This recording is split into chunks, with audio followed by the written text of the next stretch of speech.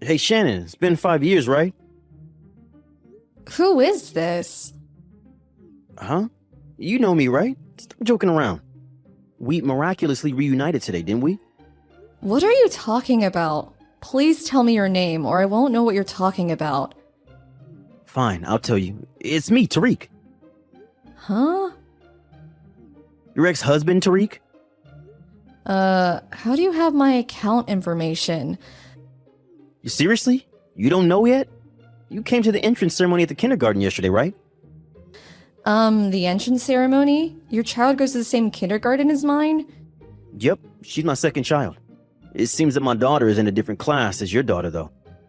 But it seems like a child of my wife's friend is in the same class as your child, so you must have exchanged contact information with her. She gave your contact information to my wife, which is how I got it.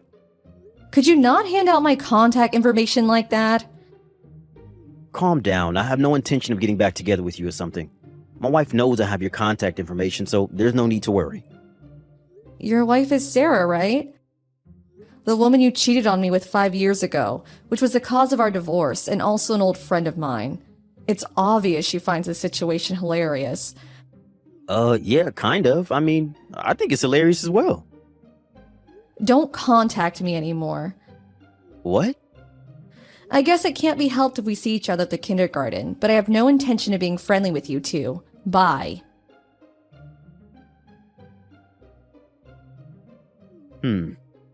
This gets more and more hilarious the more I think about it. If you, who is infertile, were at the kindergarten, then that must mean that you married someone who already had children. Huh?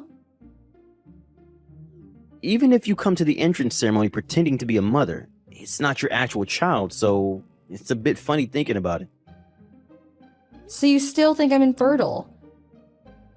But you couldn't bear a child in the 3 years that we were together, right? Mom said that if a woman can't bear a child in 3 years, then she must be infertile. But I never even got myself tested for infertility. It must have just been bad timing. But the truth is that you couldn't have a child, which means that you're infertile. You knew this, and that's why you married a single father, right? I'm my husband's first wife, and the child that was born between us is also his first child. Stop being delusional. I'm delusional?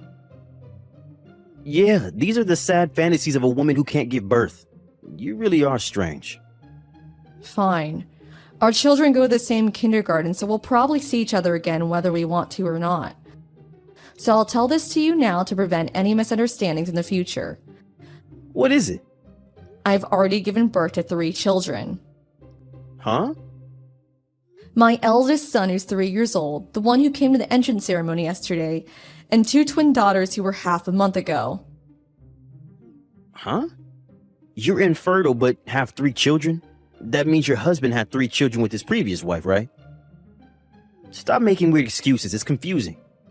I gave birth to all 3 of them. But you're infertile and... I told you that I gave birth after we divorced. Do you not understand that what I'm trying to say is that I'm not infertile? Huh? You gave birth to them? Yes, that's what I told you multiple times. Oh, and it's not like I underwent some sort of infertility treatment. I gave birth to them naturally. Then why didn't you get pregnant in the 3 years you were married to me? Why are you asking me that? Tell me. All I know is that there were no problems with my body. You think about what other possibilities there might have been. Goodbye. Because of you, my wife took my children and went to her parents' house. What? Don't get me involved in your fights, please. I'm not involving you, this is your fault. I wanted to find out whether you had actually given birth to your son, so I dropped off and picked up my child to and from kindergarten as much as possible so I could have a chance to meet you. Oh, you're talking about 10 days after the entrance ceremony, right? I was with my husband, right? Yes, that husband. I tried to talk to you, but as I tried to approach, he suddenly appeared from behind your back. I thought I had seen him before, and so I looked closely at his face, which is when I noticed that he was the executive director at my office. Apparently, I only found out when he told me after we got married. I know that he has a son the same age as my daughter. When I heard that his wife gave birth to twin daughters a few months ago, does that mean that what you were saying was true? I see. So that's why you ran off without even talking to me, your face pale. I haven't seen you since, but I'm not complaining. Something terrible has happened to me. What? I did a bit of research after that and found out that men being infertile is more common than I thought. I did a DNA test with my child. The result was, well, he was my child. Oh, good for you. Yeah, but my wife found that I had done a DNA test behind her back, and she got furious at me for suspecting her of cheating. Oh, and that's why she took your children and went to her parents' house. But I don't see how that has anything to do with me. If you hadn't said anything strange, I would have never have done a DNA test. Wouldn't this have never happened if you never bothered me in the first place? Then why did you reply to my text? Because you still insisted that I was infertile, and you even said that my husband was a single father or something. Don't you think it was only natural for me to get annoyed and correct you? But you were supposed to be infertile. You were just being delusional. If you have the time to complain to me like this, then why don't you make up with your wife instead? Bye. This is so unfair. You're so much less attractive than me, but you're the wife of an executive director? And to think that he works for the same company as Tariq. To think that she would get married with someone even better than Tariq after he threw you away. I stole Tariq from you, only for you to find someone even better. Unfair! That's so unfair. I'm gonna steal this new husband of yours. I can't do this anymore. Huh? My family's on the verge of collapse again. Oh, you're talking about how Sarah tried to seduce my husband into going to a hotel together, right? I heard that Sarah was a newly hired part-time worker at you and my husband's client company. Apparently, my husband filed a complaint, so it's only a matter of time before she gets fired, though. What is this? Ever since I met you at the kindergarten again, my life has been crumbling apart piece by piece. You're making this my fault again? Is this a hobby of yours or something? Why did you put your child into that kindergarten? Did you do it on purpose? You were jealous of me and Sarah and... I don't have enough time on my hands for such stupid matters. You're saying this is stupid? Yes, no matter how you look at it. What? Why don't you calm down and think about this logically? It just happened to be the case that we enrolled our children in the same kindergarten. I didn't do anything to you. Do you understand that? Uh-oh. Which means that if you hadn't went out of your way to get my contact information just to annoy me, this never would have happened. Don't make me repeat myself over and over. Shannon, I turned in my divorce papers earlier, so could you get divorced as well and get back together with me? Huh? Let's just give custody of our children to our current partners and give birth to children of our own. It seems that neither of us are infertile, so you were getting a bit old to give birth, but you can handle one more, right? Jesus, will you seriously never leave me alone? What? It's been medically proven that too much stress makes it more difficult to have children. What? What are you trying to say? Don't you get it? Huh? You bothering me like this all the time is a huge source of stress. Your parents were the same when they were living with us. My parents? Yes, they were just like you. Every time I met them, the first thing they would say was, "Give us a grandchild." They would tell me this more than a dozen times each day, which almost drove me to insanity. But they never said that to Sarah. Of course they didn't. What? You have an older child, right? Sarah got pregnant with this child, which is also why you divorced me. They wouldn't tell her to give birth to a grandchild if she already did, would they? Judging by what you said earlier, it seems that Sarah got custody of the child, so if I were to marry you again, I would be thrust back into the same hell as before with them telling me to give them a grandchild over and over. Why would I do that? Fine, I'll keep an eye on them and make sure they don't say that to you anymore. But I have no intention of divorcing my husband, and I have no intention of letting go of my children either. What? Really? Why did you even think that I want to get back together with you in the first place? There's no chance no matter how you look at it. Yeah, but if the two of us loved each other enough... I lost my last ounce of love for you when I found out you cheated on me with Sarah. What? Then what should I do now? I already got divorced. I don't know. Just open the front door, will you? What? I came to pick you up. I know that the executive director doesn't go to work on Mondays. This is our chance to make an escape without being bothered. Come on, I'm outside the backyard. I can come in if I break the window in the living room. Hold on. If I could just get a hold of you for a day, then you'll have no choice but to get divorced. Are you an idiot? Huh? Is that how you talk to your husband? If the executive director doesn't go to work on Mondays, then he isn't at the office now, right? Yeah, that's why... Then doesn't that mean there's a high probability that he's currently at home? In fact, he is. Huh? Apparently he's going to tell the company about this. No way. We already called the police, by the way. I hear sirens. There's no use trying to run anymore. Goodbye. I didn't expect that he would try and break in our house and get caught by the police. Not long after that, Tyreek was fired from his job. We received an alimony from Tyreek and Sarah, and after that placed a restraining order on them. I haven't seen them since. Apparently, both of their families got involved in a fight over who would get custody of their children. Since neither of the parents were functioning adults, the grandparents of the children had to settle things for them.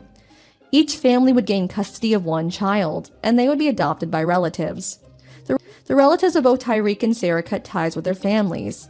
It seems the 6 of them, Tyreek, Sarah, and their 4 parents, all are currently unemployed.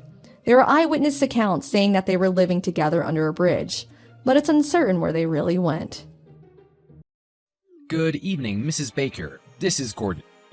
I hope you aren't busy, but I have some good news for you. I was able to reserve the room that I promised you. Thank you so much. I apologize for asking on such short notice, but even so, you still went through and helped me. I really don't know how to thank you. I'm sure it must have been quite difficult. You don't have to worry about that. You're always helping me too, so of course I would do everything in my power to help you as well. I appreciate you for always helping my husband and I. You wanted to reserve a room for your wedding anniversary celebration, right? Yes, that's right. My husband is always working overseas, so it was kind of difficult to decide on a day. But since their 10-year anniversary, he was able to get a couple days off. He just got back the other day, and now we're finally going on vacation together. Oh, that's wonderful. I'm honored that you chose our hotel to celebrate such an important day in your lives. He's always the one to make reservations for us, so this time I wanted to surprise him by making the reservation myself. I figured if I really wanted this to go well, I'd be better off asking you because I knew you'd be able to help me with all the small details on the day of. Oh, yes, of course. However, I'm sorry to say that I won't be able to accompany you for your celebrations due to the fact that I also have to work overseas. The day that I leave happens to be the day that you reserved. Oh, really? That's too bad. I was looking forward to celebrating with you. How'll we go about doing the preparations then? I will inform the manager about everything, so would you be able to contact him about the details of your stay? It would probably be a lot easier for them to understand if you told him directly, rather than I did. That's true. I'd also hate to put you through any more trouble. I'll contact him directly. Oh, I have no problems whatsoever. I'm just terribly sorry that I won't be there on the day of the celebration. I'll give you the manager's phone number. Yes, thank you. I also have one more thing to ask you. Yes, what is it? This might be a strange favor I'm about to ask you. Is that okay?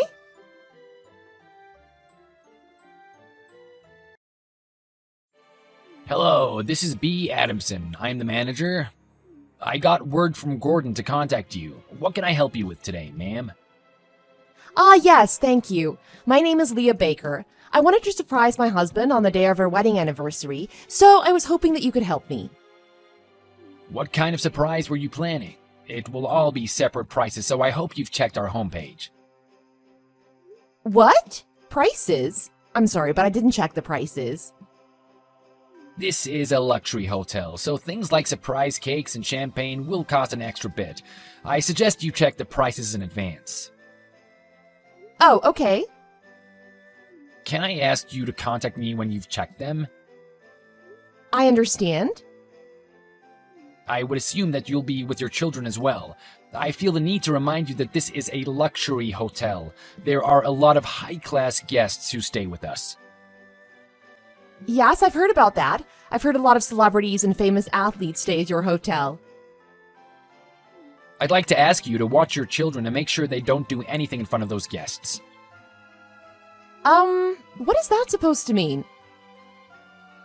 I'm sure it would bother the guests if you were in the lobby, etc., with your noisy children. That's what I mean. Yes, I'll definitely be careful about that. Now, about the surprise. I'd like to arrange an anniversary cake, champagne, and decorations in advance. And if it's not too much trouble, I'd also like to reserve the pool and bar area for the night. Forgive me, Mrs. Baker. I just have a couple of things I need to confirm with you before we discuss this. Huh? A couple things like what? Do you have a chauffeur for the day of the celebration? What? A chauffeur? What are you talking about? Normally, our hotel welcomes many guests who have their chauffeurs with them.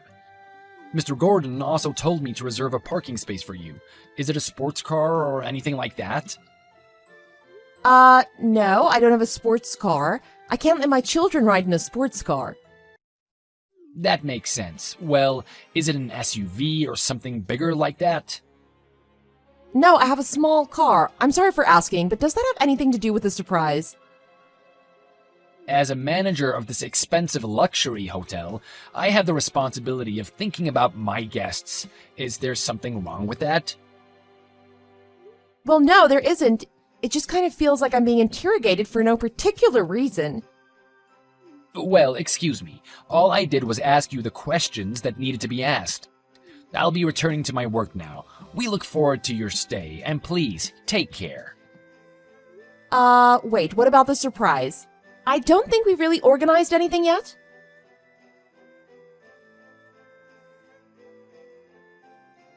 Please leave. You really thought you could stay here, didn't you? What is the meaning of this? I'm pretty sure I made the reservation. Why didn't you even let us into the parking lot? Was there something wrong in the system or something? If it was the system, I printed out my reservation, so I can show that to you if you want. It was just as I expected. Just as you expected. What does that mean? You came to our luxury hotel in your little mini car and thought you would be able to stay here? What were you thinking? How did you think that would work? I just don't understand. I'm 100% positive that I made the reservation. The owner should have made it for me. I even have proof. I'm sorry, but I just don't think a family who pulls up in a mini car would be able to afford a suite. Is that some kind of prank?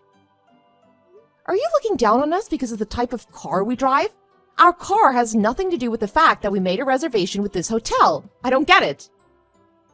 That's not what I meant. You don't have a reservation with us, so I'm gonna have to ask you to leave. There's a little motel a couple of blocks down the road. Maybe you could ask them? Are you trying to turn us away? Are you being serious? What about my anniversary surprise? You probably can't afford it anyways, so there's no point in preparing the surprise. It would be a giant waste of time. We don't have any rooms for low-income people such as yourselves. If you'd like, I can compile a list of other locations that might be within your price range. Low income? Are you being completely serious right now? Of course I am. Do you all know what you're doing? You can't just stroll up to an expensive hotel without being able to pay for it. I could ask you the same thing. What do you think you're doing? You can call me poor all you want, but I would still like to have my celebration like planned. Wow, you're persistent. How many times do I have to tell you before you understand? Low-income families with many cars cannot stay at our hotel. It's common sense. The owner is telling me to turn you away, so please leave. Okay, that's fine with me. Then I guess that means you don't need the $5 million loan anymore. Huh? That's what my husband said. You said that the owner, in other words Mr. Gordon, said to turn me away. If that's really the case, then the loan is off. But even if it isn't true, my husband says that he doesn't feel like lending you the money anymore. If this hotel has someone like you as the manager, there's no way that your business would recover. Just what are you even talking about? What do you mean by that? What's all this about a loan? Are you trying to mess with me or something? You're the manager, but you don't even know what's going on in your own hotel? Didn't the owner tell you? The business at your hotel dropped because of the recent COVID-19 infections, hasn't it? That isn't anybody's fault, but the hotel's revenue plummeted. That's why you all had to apply for a loan. My husband actually just approved the loan, but I'm not so sure about that anymore. What? The financer is your husband? That has to be a joke, right? Please tell me you're joking. You're free to think of it as a joke all you want, but don't you think it's a bit strange? We were able to get a reservation for a suite with a 6-month waiting list? That is true. I don't think you know how much Mr. Gordon has been trying to win my husband's favor. You probably should have picked up on that at least. Is that so? I'm terribly sorry, but allow me to confirm. You really aren't joking about this. What do you mean? Forgive me, but you came in a mini car, didn't you? It's a bit unrealistic that you would be the loan financer. I can't imagine that you'd have such a small car if you really had that much money. I guess it's decided then. We will definitely not lend any money to a hotel where you're the manager. That's what my husband says anyways. Why not? All I did was ask you about your car. I do believe you're overreacting. It's too late to save yourself now. It doesn't make sense to start panicking. I'm sure the owner will be furious when he hears about this. By the way, you're an extremely ignorant person. What? Ignorant? The car that we were driving was not a mini car. What? That car's so small, of course it had to be a mini car. It's a classic car, and it's a very expensive one for your information. Classic car? What? It really feels like you're bringing down the reputation of your hotel just by being the manager. You were being ignorant and looked down on us because you thought we drove a cheap car, and because of that, you told us to go home. Is that something a proper hotel employee does to his guests? I didn't think it was an expensive car. You didn't even have a chauffeur, so I misunderstood and thought you were low income. You can misunderstand all you want, but using that as a reason to discriminate against your guests, don't you think that's a bad thing to do? You might be right, but all I did was make bad judgment. I didn't mean for it to be rude or anything. Can you please just understand that? Bad judgment or not, it's not a nice thing to do. I've never been treated like this in my entire life. You couldn't even help organize my surprise, even though my husband went through the trouble to get today off work. All that, and this is what happens? Thanks to you, our 10-year anniversary has been ruined. We were looking forward to this day for a very long time. I'm terribly sorry. I'll start the preparations right now, so please come back. We'll get the surprise ready as well, and we'll throw in the cake and champagne as free service too. No thanks. What do you mean? If there's anything else you need, please just let me know. I knew something was weird about the fact that we were making reservations over WhatsApp. I tried not to think too much about it, but I guess it's too late now. You definitely went too far with what you did. I'm extremely sorry. I'll make sure something like this never happens again. Can you please just give us one more chance to make things right?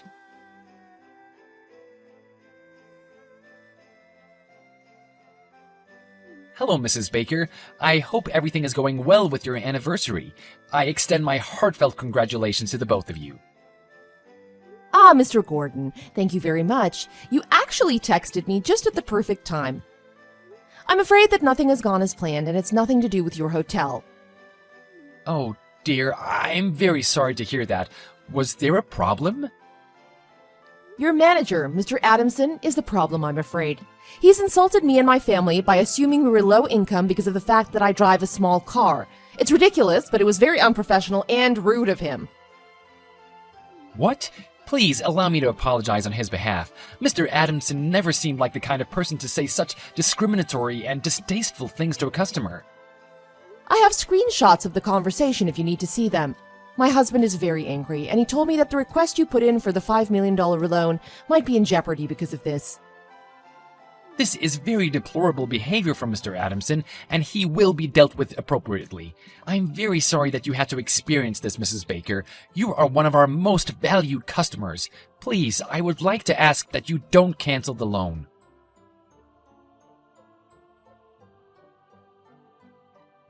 Hello? Are you there?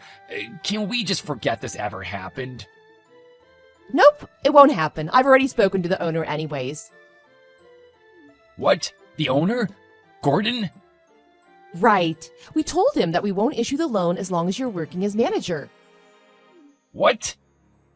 That's what my husband told him. The rest is up to you. If I was him, I'd fire you in a heartbeat. What, fire me?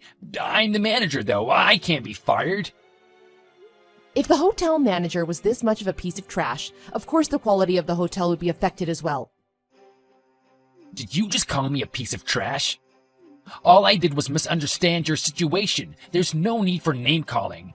Please, allow me to fix this. I was wrong for what I did. I'm sorry. Sorry, but it's no use anymore. My husband is already angry, and I'm even more furious.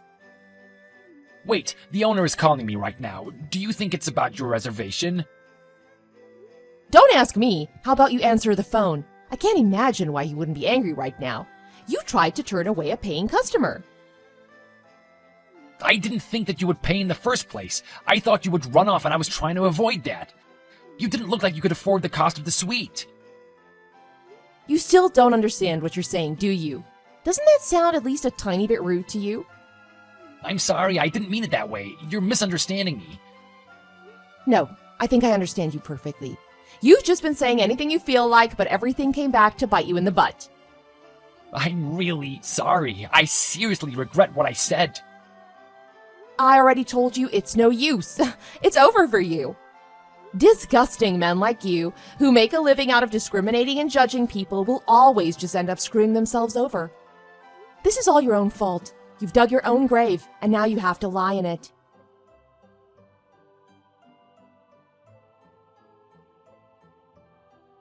In the end, Mr. Gordon was extremely furious about what Mr. Adamson had done.